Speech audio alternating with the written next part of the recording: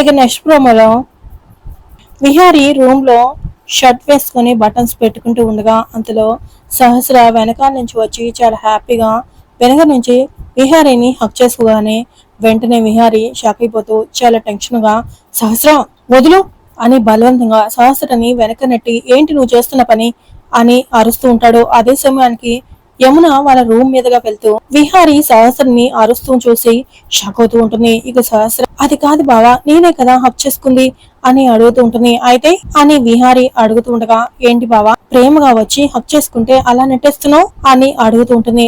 సహస్ర ఇప్పుడు నేనున్న సిచ్యువేషన్ ఏంటి నువ్వు వచ్చి చేస్తుందేంటి అని అడుగుతూ ఉంటాడు. ఇప్పుడు మనం భార్యాభర్తలం బావా మర్చిపోయావా మనకు పెళ్లి అయిందని గుర్తులేదా అని సహస్ర అడగగానే మన ఇద్దరికి పెళ్లి అని అనబోతూనే ఇక తమాయించుకొని విహారీ తన కోపాన్ని కంట్రోల్ చేసుకుంటూ ఉంటాడు.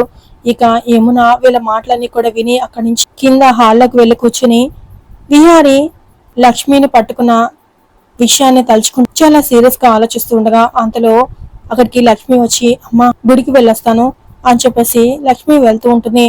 అంతలో మేడ మీద నుంచి సహస్ర చూస్తూ ఉండగా యమున లక్ష్మి వైపు అనుమానంగా చూస్తూ ఉంటుంది.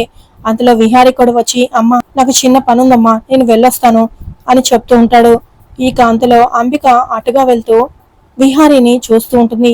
ఇప్పుడు ఎక్కడికి వెళ్తున్నావురా అని యమున అడుగుతూ ఉంటుంది. ఆఫీస్ లో వర్క్ ఉందమ్మా నేను వెళ్ళొస్తాను అని విహారీ అక్కడి నుంచి వెళ్తూ ఉండగా నువ్వు వెళ్తావు మళ్ళీ తిరిగి ఇంటికి రావు నేను రానివ్వను అని అంబిక విహారీని చూస్తూ అనుకుంటూ ఉంటుంది.